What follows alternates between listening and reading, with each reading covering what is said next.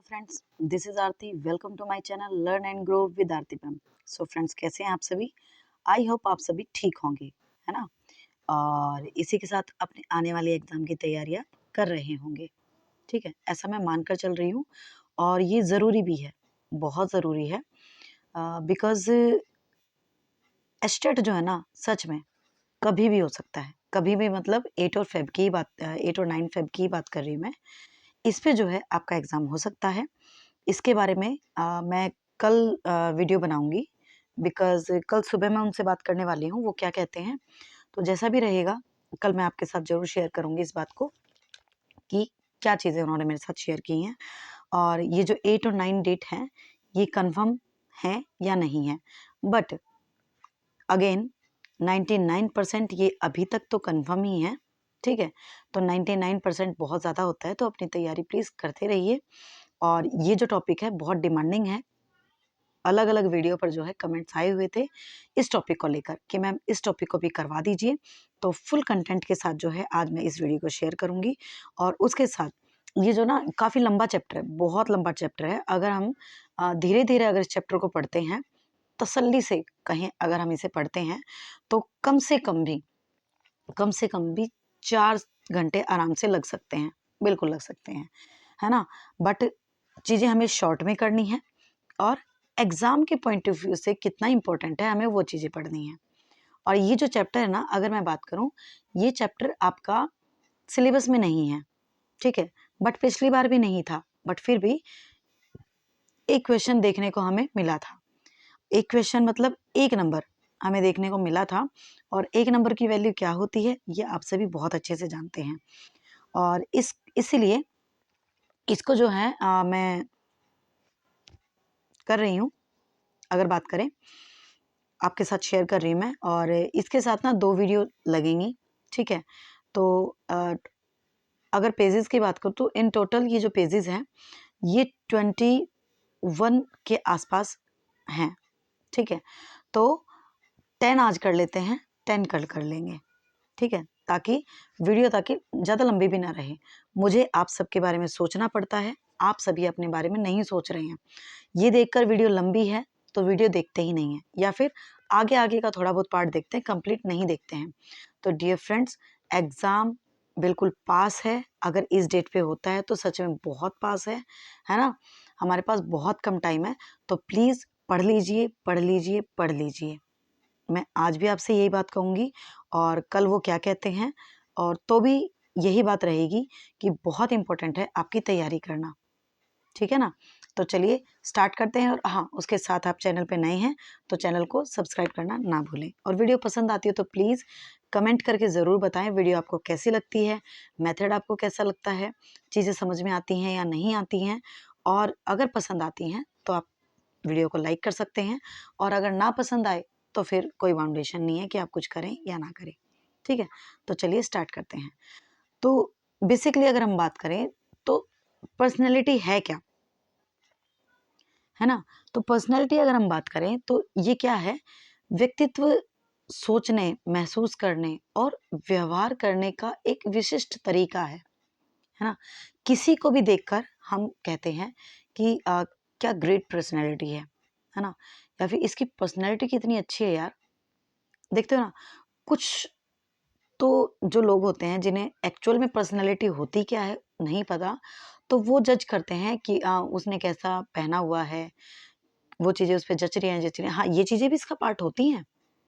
But in overall अगर हम बात करें तो कैसी चीज़ें वो सोचता है, क्या वो महसूस करता है, उसके बिहाफ़ पे वो कैसा बिहेव करता है, वो सारी चीज़ें जो हैं पर्सनैलिटी में आती हैं, ठीक है? तो ये बहुत इम्पोर्टेंट टॉपिक है। और ये टॉपिक तो इन जनरल भी आपको पता होना चाहिए, बहुत ज़रूरी है।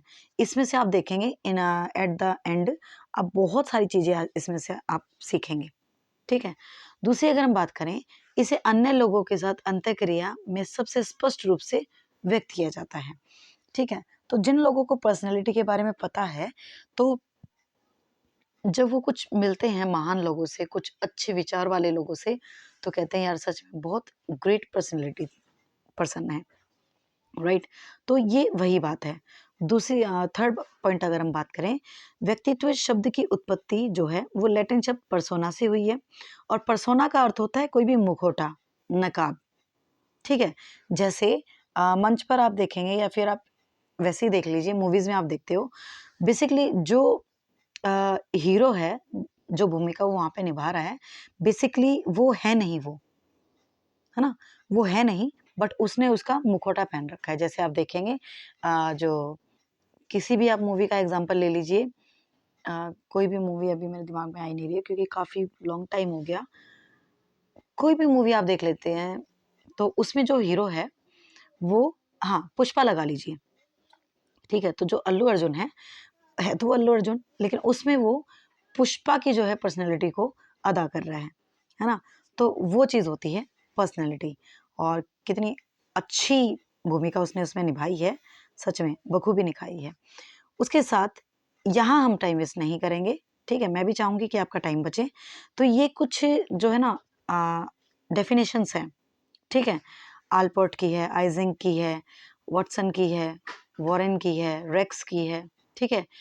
अगर हम बात करें मन एनल की है, तो ये कुछ डेफिनेशंस है, इन्हें आप रीड कर लेना। इनमें से आलपोर्ट की एक बार पूछी जा चुकी है और इम्पोर्टेंट भी है, बिकॉज आलपोर्ट और आइजिंग ये अपने आप में पर्सनैलिटी में इंपॉर्टेंट पर्सन है। तो इन्हें आप एक बार रीड आउट कर लेना, स्क्रीनशॉट ले लेना, अदरवाइज मैं ये मेरे व्हाट्सअप चैनल पे भी मैं शेयर कर दूंगी, ठीक है। तो वहाँ पे, और अगर देखिए होता क्या है, बहुत सारी चीज़ें होती हैं तो मैं भूल भी जाती हूँ कि ये चीज़ें वहाँ शेयर करनी थी, तो आप वीडियो के नीचे कमेंट करके मुझे रिमाइंड करा सकते हैं कि मैम ये जो चीज़ें हैं आपको वहाँ पे शेयर करनी है, तो मैं वहाँ शेयर कर दूंगी, आप वहाँ से भी इसको देख सकते हैं। और बेसिकली आप अपने एक शॉर्ट नोट तैयार कर सकते हैं, या फिर रिवीजन के टाइम पे आप इन्हें पढ़कर एक रिवीजन, क्विक रिवीजन आप इससे ले सकते हैं। तो ये सारी जो हैं डेफिनेशंस हैं, यहाँ तक गुथरी की देखेंगे आप, बिग एंड हंट की देखेंगे, वैलेंटाइन की देखेंगे, तो ये सारी जो है डेफिनेशंस है, इन्हें आप देख लीजिएगा, ठीक है। अब बात करते हैं इसकी कैरेक्टरिस्टिक्स की। तो कैरेक्टरिस्टिक्स ऑफ पर्सनैलिटी अगर हम देखें तो ये क्या है, it is dynamic in nature, मतलब नेचर में ये डायनामिक है, गतिशील है, पर्सनैलिटी को चेंज किया जा सकता है, ठीक है, बिल्कुल किया जा सकता है। अब आप मान लीजिए अभी आप जो भी हैं, ठीक है, जैसे भी आप बिहेव करते हैं, जैसे भी आप रहते हैं, लेकिन आप किसी के कहने से या फिर खुद से ही मन में आता है कि नहीं यार, पर्सनैलिटी थोड़ी चेंज करनी चाहिए, थोड़ा सा अच्छा दिखना है, अपने आप को चेंज करना है, तो आप कर सकते हैं, तो ये डायनामिक होती है, क्लियर। उसके बाद सेकंड पॉइंट बात करें, it includes physical and psychological components, बिल्कुल इसमें जो है ना शारीरिक और मनोवैज्ञानिक दोनों ही जो हैं कंपोनेंट शामिल होते हैं, बिल्कुल होते हैं, ठीक है। पर्सनैलिटी क्या है, बेसिकली हेरिडिटी इनटू एनवायरनमेंट, यानी कि ये भी प्रोडक्ट है किसका, हेरिडिटी का और एनवायरनमेंट का। कुछ फैक्टर आप में हेरिडिटिकल होते हैं और कुछ जो है एनवायरनमेंट से हम क्या करते हैं, एक्वायर करते हैं, राइट। उसके बाद अगर हम बात करें, third point is personality of each individual is unique. सभी की पर्सनैलिटी ना अपनी अपनी अलग होती है, यूनिक होती है। अगर आप कहें जैसे मान लीजिए कोई शाहरुख को देखता है, कोई अमिताभ को देखता है, कोई किसी और को देखता है, कोई आजकल बहुत ग्रेट पर्सनैलिटी, अगर मैं कहूँ पर्सनली भी मैं अपनी बात करूँ तो डॉक्टर विकास दिव्यकृति अपने आप में बहुत ग्रेट पर्सनैलिटी है, और अगर कोई चाहे कि मैं उनके जैसा बन जाऊं वैसी पर्सनैलिटी लेकर, तो ऐसा नहीं हो सकता, अपने आप में ये यूनिक होता है ना। और ऐसे लोग दुनिया में बहुत कम मिलते हैं, सच में, पर्सनली। नेक्स्ट स्लाइड पर चलते हैं, आ गए हैं हम नेक्स्ट स्लाइड पर। और अगर हम बात करें कैरेक्टरिस्टिक्स में, तो it is overall collection of qualities, मतलब ओवरऑल अगर बात करें तो जो आप कलेक्शन है आपकी क्वालिटीज़ का, ठीक है, आप में जितने भी गुण हैं उन सब का क्या है, ये एक कलेक्शन है, क्या, आपकी personality. It is ability of adjustment, बिल्कुल ये एबिलिटी है एडजस्टमेंट की। इट इज़ गोल डायरेक्टेड, ये गोल डायरेक्टेड है। और लास्ट पॉइंट अगर हम बात करें, it is combination of cognitive, effective, psychomotor aspect. तो ये जो है ना कॉम्बिनेशन है किसका, बात करें अगर हम संज्ञानात्मक का, भावात्मक का, गत्यात्मक का, यानी कि इसमें जो है आपके 3H, तीनों H इसमें आपके शामिल होते हैं, ठीक है। आपका हार्ट, हैंड, और क्या होता है, ये आप मुझे बताएंगे कि थर्ड एच क्या होता है। ठीक है, तो ये तीनों ही जो है एच इसमें शामिल होते हैं। ओके, ठीक है, कमेंट कर देना, करते तो नहीं हो, नहीं करोगे तो भी मुझे बताना ही है। ठीक है, फिर भी चलो मैं बता देती हूँ, लेकिन फिर भी आप कमेंट ज़रूर करना थर्ड क्या था, अगर आपको पहले पता था तो। नहीं पता था तो कोई बात नहीं। तो अगर हम बात करें हेड, हार्ट और हैंड, ये तीनों का कॉम्बिनेशन है आपका क्या, आपकी पर्सनैलिटी। ठीक है, नेक्स्ट बात करते हैं हम कि कौन कौन से फैक्टर जो हैं इसको इफेक्ट करते हैं। ठीक है, प्रभावित करते हैं, वो कौन कौन से फैक्टर होते हैं। तो फर्स्ट अगर बात करें हेरिडिटी, बिल्कुल हेरिडिटी जो है इसको इफेक्ट करती है, बिल्कुल करती है। ठीक है, क्योंकि हेरिडिटी ना बहुत हद तक जो है हर इंसान की आप देखते हैं ना जो क्वालिटीज होती हैं हर इंसान में अलग अलग होती हैं, तो उसमें दोनों फैक्टर होते हैं, हेरिडिटी भी और आपके एनवायरमेंटल फैक्टर भी, दोनों होते हैं। तो उसी तरह से आपका जो हेरिडिटी है वो बिल्कुल इफेक्ट करती है, और एनवायरमेंट अगेन इफेक्ट करता है। ठीक है, और उसके बाद बात करें बायोलॉजिकल फैक्टर, बिल्कुल करते हैं। फिजिकल स्ट्रक्चर जो है वो भी करता है ना।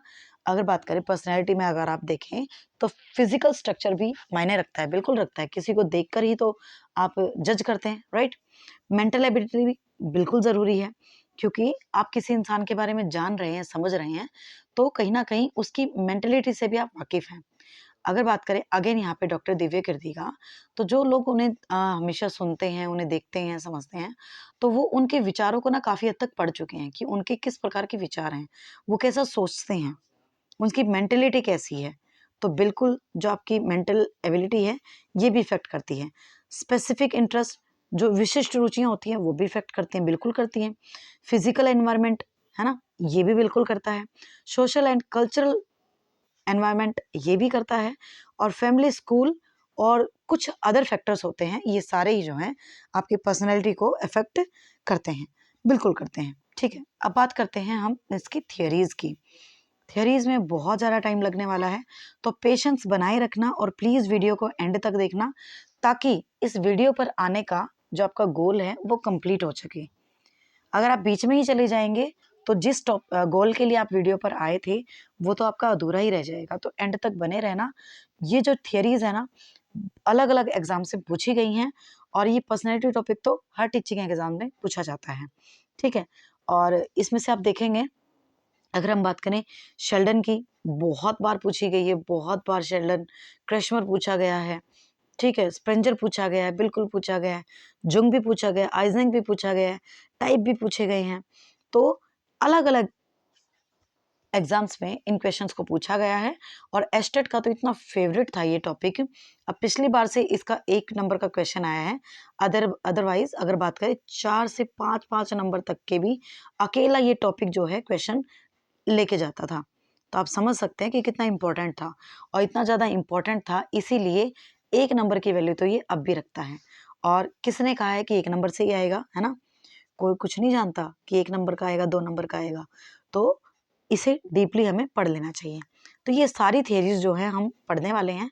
तो अगर बात करें Hippocrates theory, Kretschmer theory, Sheldon theory, Spranger theory, Jung's Jung's type theory, और बात करें हम Eysenck's theory, type A and B theory, Morgan and ग्लीगेंट थियरी, और हॉलैंड्स थियरी, ये सारी थियरी हम करेंगे, बिल्कुल डिटेल में करेंगे। ठीक है, सेकंड अगर हम बात करें आपकी ट्रेड थियरी, बिल्कुल बहुत इंपॉर्टेंट है। ठीक है, आल्पर्ट थियरी, कैटल थियरी, और इसके बिग 5 फैक्टर मॉडल जो है बहुत इंपॉर्टेंट है। ये 5 फैक्टर मॉडल तो बहुत ज़्यादा इंपॉर्टेंट है, इसे भी हम डिस्कस करेंगे। ठीक है, सारा तो आज हम डिस्कस नहीं कर सकते, लेकिन हाँ ये चीज़ें तो आज की वीडियो में हम डिस्कस करने वाले हैं। अदरवाइज तो 3 वीडियो लग जाएंगी इसको कंप्लीट करवाने में, तो 2 वीडियो में ही कंप्लीट करेंगे। एक वीडियो देखते हैं कहाँ तक जाती है। उसके बाद अगर हम बात करें, यहाँ पे है आपकी ह्यूमनिस्टिक थियरी, जिसमें आपकी मैस्लोज थियरी है और रोजर्स थियरी, कार्ल रोजर्स। ठीक है, ये 2 थियरी आती हैं।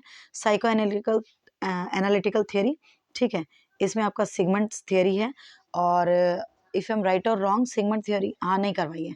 प्रीवियस ईयर में मैंने इसको डिटेल में आपको बताया था, बट अलग से मैंने इसे नहीं करवाया है, तो आज ये थियरी भी आपकी हो जाएगी, जो बहुत इंपॉर्टेंट है, इससे तो क्वेश्चन बनता ही बनता है। ठीक है, और साइकोडायनेमिक थियरी अगर हम बात करें, Adler's theory, Jung's theory, Erikson's theory, ठीक है, हर्नीज थियरी और सुलिवन्स थियरी, ये सारी थियरीज हम डिस्कस करने वाले हैं।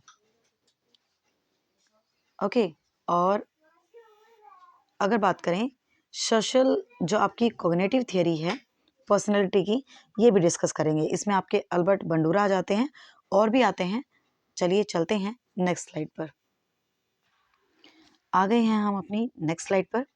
तो अब हम बात करते हैं टाइप थियरी, ठीक है। तो देखिए एक एक चीज़ समझते चलिएगा, ठीक है, अदरवाइज आपको टॉपिक नहीं समझ में आएगा। और प्लीज़ रिक्वेस्ट है, एक बार ना समझ में आए तो वीडियो को 2x स्पीड पर देखना, बट दोबारा ज़रूर देख लेना, फिर चीज़ें अच्छे से समझ में आएंगी आपको, ठीक है। तो देखिए type theories has explained personality on the basis of physique and temperament. मतलब जो आपकी टाइप थ्योरी है, सिद्धांतकारों ने शारीरिक गठन और स्वभाव के आधार पर जो है व्यक्तित्व की व्याख्या की है कि आपका जो आपका कैसे टेम्परामेंट है, आपका कैसा स्वभाव है ना, और आपका शारीरिक गठन कैसा है, उसके आधार पर जो है उन्होंने व्याख्या की है। उसके बाद बात करें, स्वभाव व्यक्तित्व के संवेगात्मक पहलू को दर्शाता है, जैसे मूड में बदलाव, तनाव, उत्तेजना आदि। तो जो आपका स्वभाव है व्यक्तित्व के इन पहलुओं को दर्शाता है। जैसे आपका मूड बदल जाता है, मूड स्विंग होती है आपकी, राइट। और अगर बात करें टेंशन, एक्साइटमेंट, ये सारी चीज़ें, ठीक है। सबसे पहले बात करते हैं हम आपके हिपोक्रेट्स की। तो ये क्यों इम्पोर्टेंट है? देखिए हिपोक्रेट्स कभी भी मैंने तो बेसिकली नहीं देखा है कभी एग्जाम में, बट आपको पता होना चाहिए। क्यों होना चाहिए? सुनिए ध्यान से। तो देखिए जो पहली क्लासिफिकेशन थी ना, जो पहली पर्सनैलिटी की क्लासिफिकेशन थी, वो इन्होंने ही दी थी, ठीक है। व्यक्तित्व का पहला वर्गीकरण हिपोक्रेट्स द्वारा किया गया था, ठीक है। और ये था आपका काइरस कह सकते हैं, तत्व कह सकते हैं, फ्लूइड कह सकते हैं, इसके आधार पर, ठीक है। नीचे अभी मैं बताऊंगी आपको इस डायग्राम के थ्रू। और इसमें क्या है, जैविक पहलुओं के आधार पर हिपोक्रेट्स ने व्यक्तित्व को 4 समूह में विभाजित किया था, ठीक है। तो क्वेश्चन बेसिकली यहाँ से पूछा गया है आपसे। यहाँ से एक बार मैंने क्वेश्चन देखा था, मेलनकोलिक को लेकर जो है आपका क्वेश्चन था, ठीक है। तो देखिए इसमें क्या है बेसिकली, अगर हम बात करें, यस, यहाँ पे टाइप है, सॉरी, यहाँ पर टाइप है, ठीक है। और यहाँ पे वो फ्लूइड है, पित्त है, और यहाँ पे जो है किस जगह से वो निकलता है, और ये उस टाइप का लोग बिहेव करते हैं। तो देखिए जो आपका कॉलेरिक होता है वो आपका पीला पित्त होता है, ठीक है, जो कि लीवर से निकलता है। और जिनका ऐसा ये होता है वो कैसे होते हैं, हमेशा जल्दी में रहने वाले लोग होते हैं, उग्र होते हैं, आवेशपूर्ण होते हैं और क्रोधित स्वभाव के होते हैं, ठीक है। मेलनकॉलिक, जिसका ब्लैक काला पित्त होता है, जो किडनी से निकलता है, ठीक है, उसमें क्या होता है, आप में इसमें एंग्शियस रहता है, चिंतित रहता है, एंजाइटी होती है, डिप्रेस्ड रहता है, फियरफुल रहता है। और अगर हम बात करें आपका पेसिमिस्टिक रहता है, यानी कि निराशावादी रहता है, ठीक है। सैंग्विन में क्या है, जो ब्लड है, रक्तपित्त होता है, ठीक है, हार्ट से होता है, सबको पता है। और इससे क्या होता है, चीयरफुल, ऑप्टिमिस्टिक और एंथुजियास्टिक जो है पर्सनैलिटी से जो बिहेव होता है इससे, ठीक है। लास्ट है आपका फेलिग्मेटिक है, जो कि आपका कफ प्रवृत्ति का होता है और ये लंग से निकलता है। और इससे क्या होता है, काम, इनएक्टिव, ठीक है, अनसोशिएबल, इस टाइप का बिहेवियर होता है, ठीक है। तो यहाँ आपको इतना ही समझना था। एक बार और इसे देख लेना कि कॉलरिक्स जो है, बेसिकली ये चीज़ें नहीं पूछी गई हैं, लेकिन इसके टाइप और इसका बिहेव पूछा गया है, तो आप इसे देख लेना, ठीक है। चलते हैं नेक्स्ट स्लाइड पर। हम नेक्स्ट स्लाइड पर आ चुके हैं। अब देखिए ध्यान से समझिए, और प्लीज़ स्पीड जो है ना अपने अकॉर्डिंग आप मैनेज कर लेना। अगर आपको स्पीड कम लग रही है तो आप बढ़ाकर देख लेना, और अगर ज़्यादा लग रही है तो कम करके देख लेना, ठीक है। तो देखिए अब अगर हम बात करें तो सीधा हम क्रेशमर पर आते हैं, ठीक है। सीधा हम क्रैशमर पर आते हैं। क्रैशमर का जो क्लासिफिकेशन था ना वो बहुत इंपॉर्टेंट है, बहुत इंपॉर्टेंट है। प्रीवियस ईयर में तो इससे क्वेश्चन हर बार आता था, बट अब की बार तो नहीं आया, लेकिन फिर भी हम रिस्क नहीं लेंगे, ठीक है ना, हम रिस्क नहीं लेंगे। आई थिंक प्रीवियस ईयर इसी में से था आपका, इनमें से जो है 3 दिए हुए थे और एक अलग था।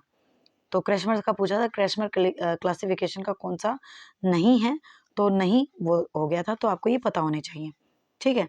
तो अगर हम बात करें कि इसमें मनोवैज्ञानिक क्रैशमर ने व्यक्तित्व का विभाजन शरीर रचना के आधार पर किया था, ठीक है, किया है, जो निम्न प्रकार से है। तो देखिए इसमें अगर हम बात करें, इन्होंने किस किस टाइप की बात की थी, पिकनिक, एस्थेनिक, एथलेटिक, डिस्प्लास्टिक, ठीक है, ये 4 टाइप जो है इन्होंने दिए थे। अब देखिए फिर से देख लीजिए, इसे हम PAAD से भी कर सकते हैं, या फिर इसे हम, हाँ बिल्कुल, PAAD, इसे हम इस तरह से कर सकते हैं, पिकनिक, एस्थेनिक, एथलेटिक और डिस्प्लास्टिक। आप इस निमोनिक से भी आप इसे लर्न रख सकते हैं। उसके बाद बात करते हैं अब हम कि इनको समझते हैं अच्छे से। जो पिकनिक है, पिकनिक टाइप है, उसकी कैसी पर्सनैलिटी होती है। तो देखिए इस प्रकार के व्यक्ति साहसी होते हैं, छोटे होते हैं, पुष्ट और गोल आकृति के होते हैं। आपने देखे होंगे छोटे नाटे गोल गोल, है ना, तो गोल का ही लिखा हुआ है, पिकनिक को हिंदी में गोल का ही कहते हैं। तो इस पर्सनैलिटी के लोग गोल गोल होते हैं, साहसी होते हैं और छोटे आकार के होते हैं, ठीक है। और क्या होता है, ये व्यक्ति अधिक बातें करने वाले तथा सामाजिक संपर्क रखने वाले होते हैं। मतलब बहुत ज़्यादा बातों नहीं होते हैं, और बातों नहीं होते हैं तो सीधी सी बात है, सोशल कॉन्टेक्ट में तो रहेंगे ही। सॉरी। नेक्स्ट है एस्थेनिक, लंबकाय। अब इसमें क्या होता है कि ऐसे व्यक्तित्व वाले लोग दुबले पतले होते हैं, दूसरों से घनिष्ठ संबंध बनाने से बचते हैं, इनका भार लंबाई की अपेक्षा कम होता है, ठीक है, और ये अपने क्रोध को सीधे सीधे अभिव्यक्त नहीं कर पाते हैं। मतलब जिसे हम कहें कि दुबले तो होते ही हैं, साथ साथ इनका जो भार होता है ना, इनके हाइट से कम होता है। मतलब लंबाई ज़्यादा होती है और इनका जो वेट है वो कम होता है, और ये अंदर ही अंदर रहते हैं। अस्थेनिक मतलब अंदर ही अंदर रहते हैं, ज़्यादा दूसरों से घुलना मिलना इन्हें पसंद नहीं होता है, और ना ही अपनी बातों को अच्छे से एक्सप्रेस कर पाते हैं, ठीक है। यहाँ आप समझ सकते हैं अच्छे से, ठीक है। अब देखिए, अब यहाँ पे जो है ना, ये इस डायग्राम में शेल्डन का भी टाइप आ गया और इसका भी आ गया। क्यों आ गया, इस बात को भी समझना, क्योंकि जो इसके एस्थेनिक होते हैं ना, वो इसके एक्टोमॉर्फिक होते हैं, ठीक है।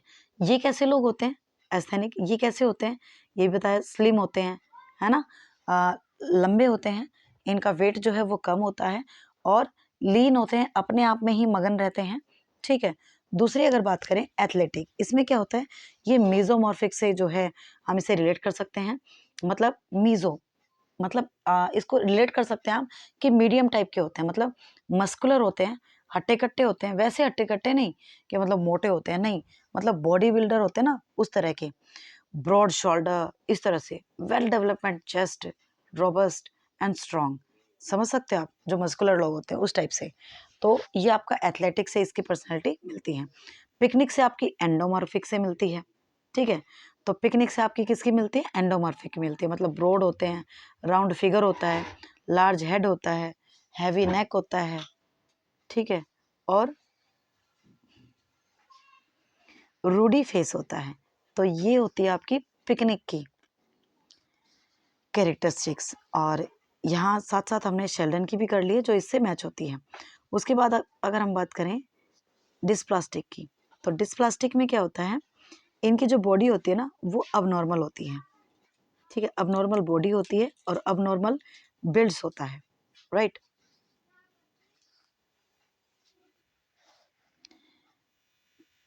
ठीक है, तो आई होप आपको समझ में आ गया होगा। अब इनको हमने ऊपर समझ लिया है, तो यहाँ अगेन हम टाइम वेस्ट नहीं करेंगे, आप इन्हें देख लेना, ठीक है, इनका स्क्रीनशॉट ले लेना और आप इसे रीड कर लेना। चलते हैं नेक्स्ट स्लाइड पर। अब आ गया है शेल्डन का, विलियम शेल्डन का क्लासिफिकेशन। ठीक है, तो विलियम शेल्डन जो है एक अमेरिकी शल्य चिकित्सक ने शारीरिक संरचना के आधार पर व्यक्तित्व को निम्नलिखित 3 प्रकारों में विभाजित किया है। ठीक है, तो 3 ही प्रकार बताए हैं, एंडोमॉर्फिक, मेसोमॉर्फिक और बताइए थर्ड बताइए जी, एक्टोमॉर्फिक। ठीक है, तो ये 3 टाइप इन्होंने बताए हैं। उसके बाद अगर हम बात करें, वैसे तो हम समझ चुके हैं लेकिन फिर भी इसको हम देखेंगे। एंडोमॉर्फिक वही, इन लोगों का शरीर कोमल होता है, मोटा होता है और गोल होता है। ठीक है, these are sociable and relaxed, ये मिलनसार होते हैं और तनाव मुक्त रहते हैं, मतलब मजे में रहते हैं एकदम। एंडोमॉर्फिक मतलब एंडी समझ सकते हैं आप, एंडी रहते हैं, मजे में रहते हैं, किसी तरह की कोई टेंशन नहीं रखते। ठीक है, और गोलू मोलू से होते हैं, गोल मटोल होते हैं बिल्कुल। ठीक है, और इनकी तुलना क्रैशमर के गोलकाय व्यक्तित्व वर्गीकरण से की जा सकती है, बिल्कुल अभी हमने देखा भी था। अब ये तीनों देख सकते हैं आप, देख लीजिए, एंडोमॉर्फिक, मेसोमॉर्फिक और ये है आपका एक्टोमॉर्फिक। ठीक है, तो इसे आप स्क्रीनशॉट कर लेना। चलते हैं नीचे। मेसोमॉर्फिक, मेसोमॉर्फिक जो है अभी हमने डिस्कस भी किया है। ये क्या होता है बेसिकली, इसमें जो ना इनकी जो आकृति होती है, मतलब जो आयत कृति बोल सकते हैं इसको, व्यक्ति शारीरिक रूप से मजबूत, संतुलित और ऊर्जावान होते हैं। ठीक है, इनके पास एक मजबूत शारीरिक गठन, अच्छा स्वास्थ्य होता है और ये चुस्त होते हैं। ठीक है, ये लोग साहसी, सक्रिय और बहादुर होते हैं। और इसकी तुलना हम कर सकते हैं किससे, किससे कर सकते हैं, क्रैशमर के एथलेटिक। ठीक है, एथलेटिक्स से हम कर सकते हैं, सुडोलकाय से कर सकते हैं। उसके बाद बात करते हैं थर्ड की हम, एक्टोमॉर्फिक।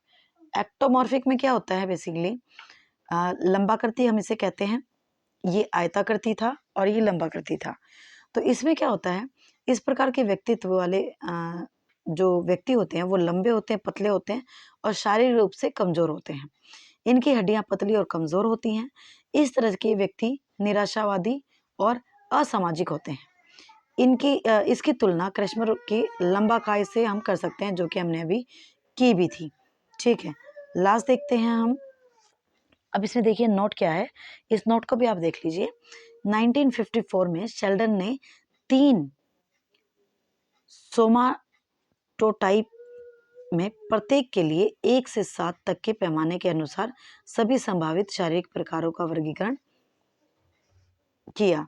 ठीक है, और इनकी बुक है एटलस ऑफ मैन, शेल्डन की बुक है एटलस ऑफ मैन। ठीक है, अब चलते हैं। अब देखिए, जो ये 1 से 7 तक का जो पैमाना बता रहे हैं, ये अगर हम बात करें, चलिए इसको मैं वहीं पे समझा देती हूँ, अदरवाइज मैं यहाँ भी इसको बता सकती थी। देखिए, अगर हम बात करें तो ये जो नंबर हैं कुछ इस तरह से हैं। देखिए, ये जो रेटिंग थी ये कैसे थी, ध्यान से देखिएगा।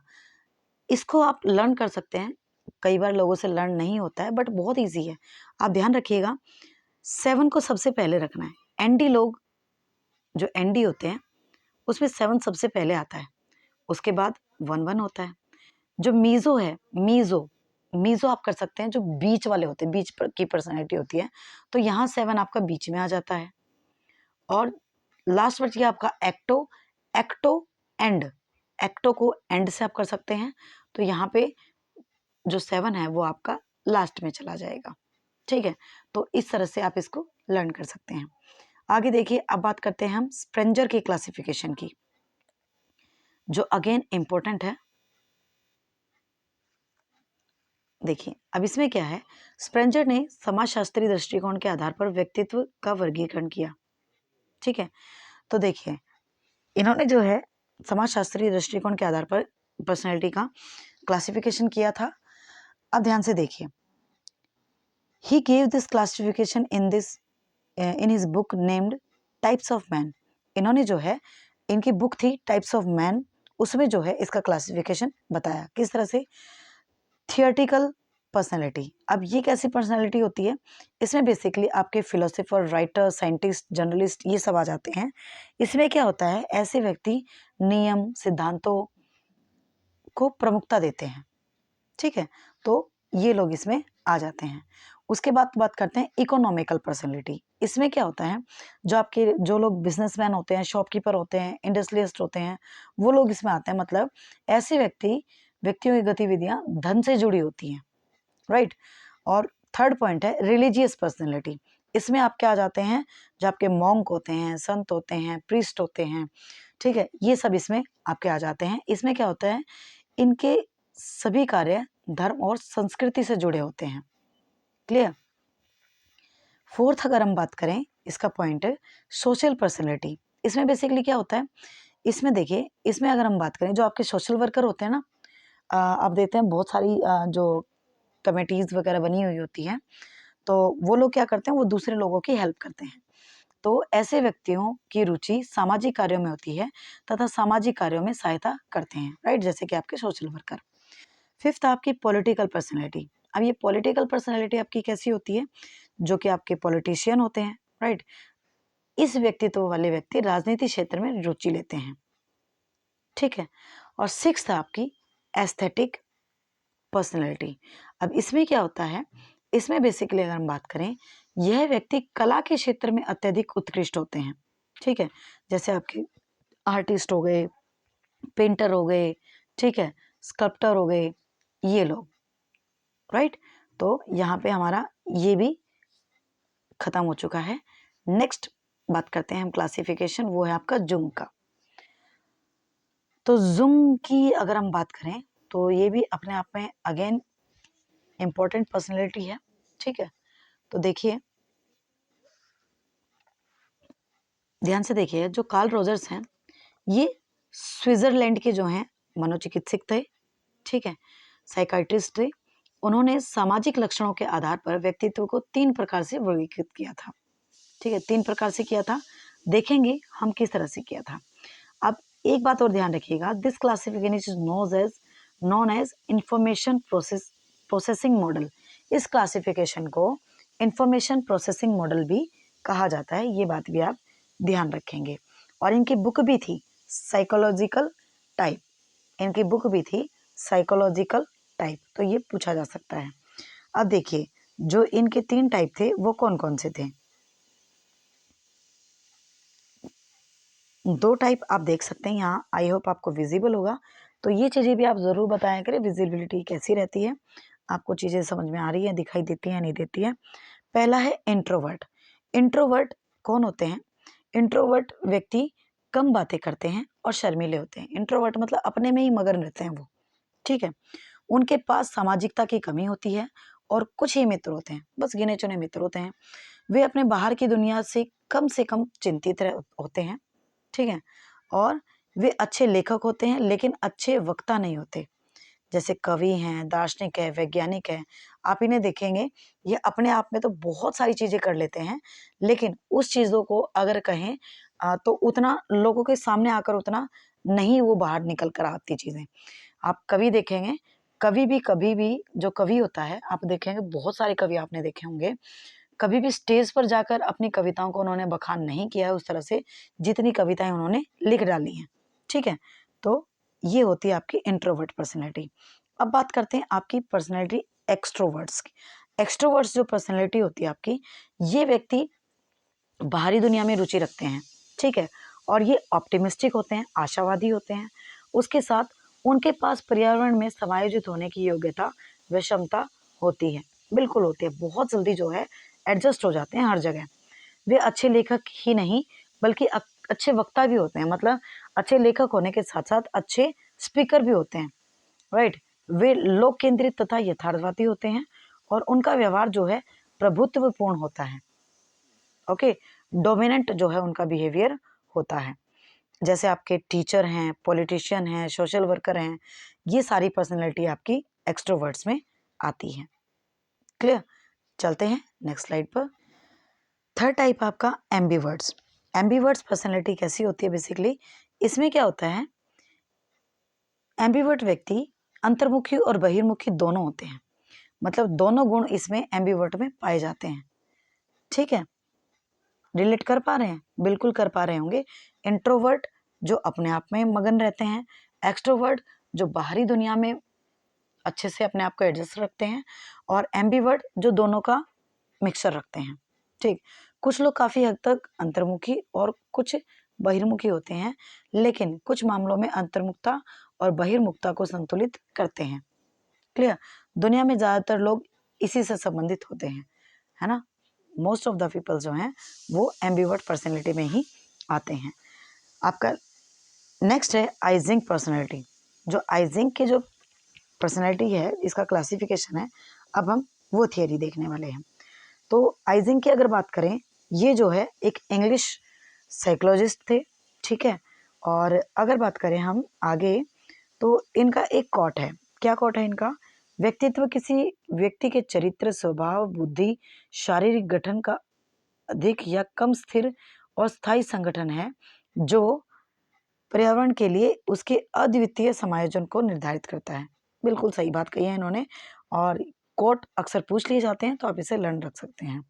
आइजिंग का जो क्लासिफिकेशन है वो मानव व्यवहार आयाम पर आधारित है, यानी कि अगर हम बात करें ह्यूमन बिहेवियर डायमेंशन पर जो है ये बेस्ड है।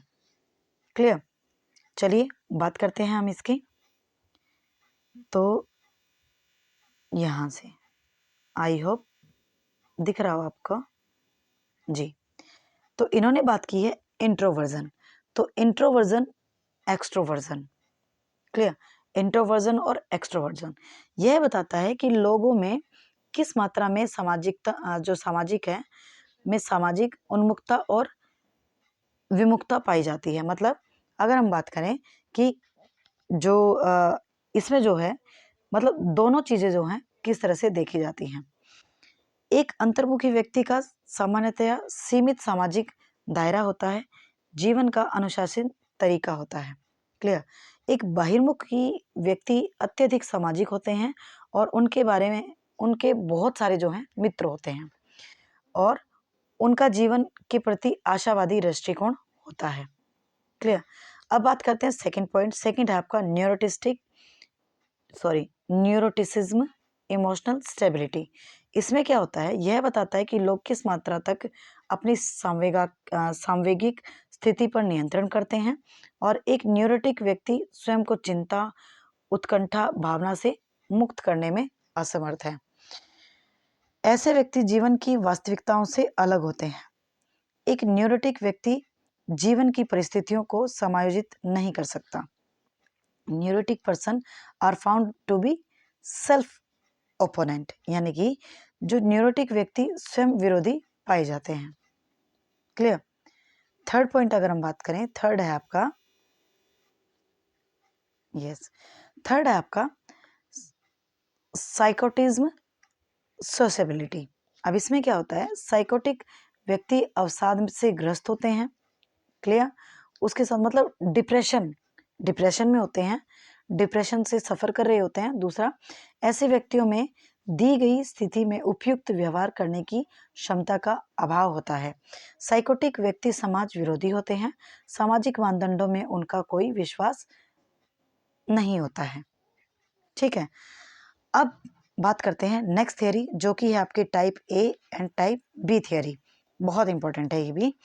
तो देखिए इसमें क्या है, तो अगर हम बात करें आपकी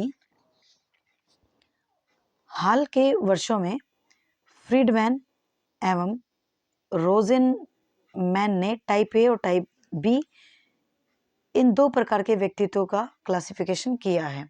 इन दोनों शोधकर्ताओं ने मनोसामाजिक जोखिम वाले कारकों का अध्ययन करते हुए इन प्रारूपों की खोज की है। तो इन टाइप्स की इन्होंने खोज की है। तो चलिए देखते हैं और समझते हैं। टाइप ए व्यक्तित्व वाले लोगों में उच्च स्तरीय अभिप्रेरणा, धैर्य की कमी, समय की कमी का अनुभव करना, उतावलापन और कार्य के बोझ से हमेशा लदे रहने का अनुभव करना पाया जाता है। ठीक है, तो जो टाइप ए के प्रकार के जो लोग होते हैं वो इस प्रकार के होते हैं। किस प्रकार के? उतावले रहते हैं, काम को जो है बोझ समझते हैं। ठीक है, पेशेंस नहीं होता है बिल्कुल भी उनके अंदर। तो ये सारी चीज़ें टाइप ए के अंदर पाई जाती हैं। चलते हैं नेक्स्ट स्लाइड।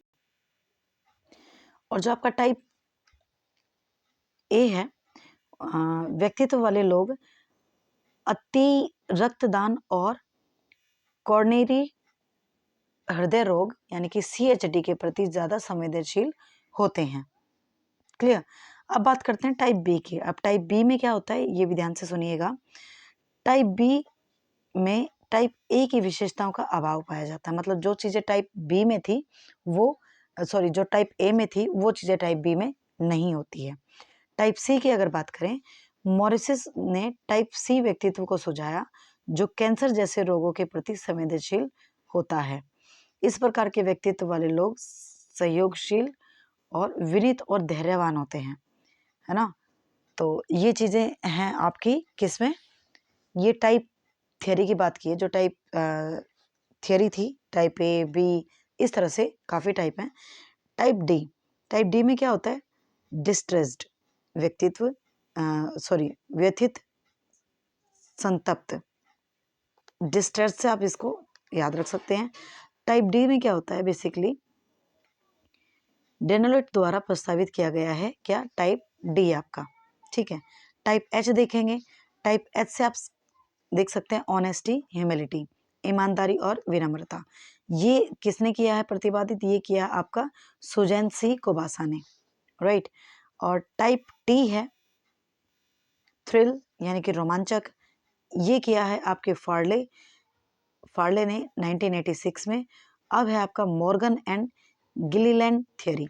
ये क्या है, बेसिकली ये भी एक थियरी है जो कि किसने दी है, मॉर्गन और गिलीलैंड ने दी है। तो एक बार पूछी गई थी कि ये थियरी जो है, आई थिंक यही पूछा गया था कि 3 आपसे दे दिया था, 4th कुछ और पूछ लिया था और आपसे पूछ लिया था कौन सा इसका नहीं है। तो मैन ऑफ फीलिंग ये इंपॉर्टेंट नहीं है, इसलिए हम इसे छोड़ देते हैं क्योंकि बहुत कम चीज़ें यहाँ से देखने को मिलती हैं। तो आप चाहें तो इसे पढ़ लेना, हॉलैंड्स की पर्सनैलिटी, आप इन्हें देख लेना, इसे स्क्रीनशॉट कर लें, कर लिया होगा आपने, इन्हें आप देख लेना, ठीक है। चलते हैं आगे। ट्रेट थियरी अगेन इम्पोर्टेंट है। ये सिद्धांत मुख्यतः व्यक्तित्व के आधारभूत घटकों के वर्णन अथवा विशेषीकरण से संबंधित होते हैं। क्लियर। और अगर बात करें, ये सिद्धांत व्यक्तित्व का निर्माण करने वाले मूल तत्वों की खोज करते हैं, ठीक है। विशेषक उपागम लोगों की प्राथमिक विशेषताओं की पहचान करने का प्रयास करता है, ठीक है।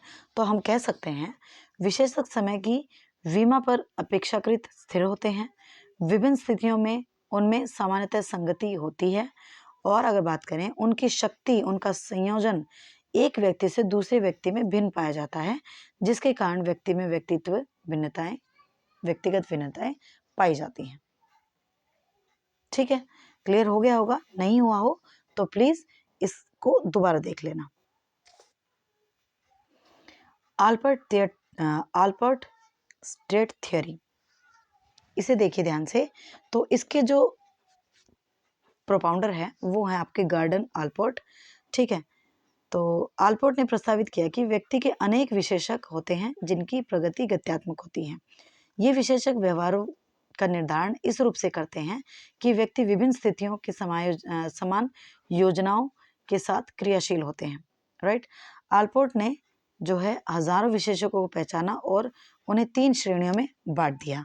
कौन कौन सी थी वो 3 श्रेणियां, कार्डिनल ट्रेट, सेंट्रल ट्रेट और आपकी सेकेंडरी ट्रेट। तो देखिए कार्डिनल ट्रेट क्या होती है, ध्यान से देखिए। ये अंततः सामान्यीकृत प्रवृत्तियां होती हैं। ये उस लक्ष्य को इंगित करती हैं जिसके इर्द गिर्द व्यक्ति का पूरा जीवन होता है, ठीक है। Mahatma Gandhi non violence and Hitler's Nazism, ये आप देख सकते हैं, ठीक है। तो जो महात्मा गांधी का अहिंसा और हिटलर का जो नाजीवाद था वो इससे हम रिलेट कर सकते हैं। क्लियर।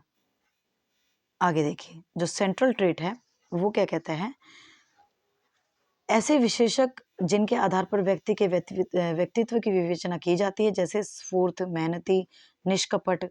क्लियर।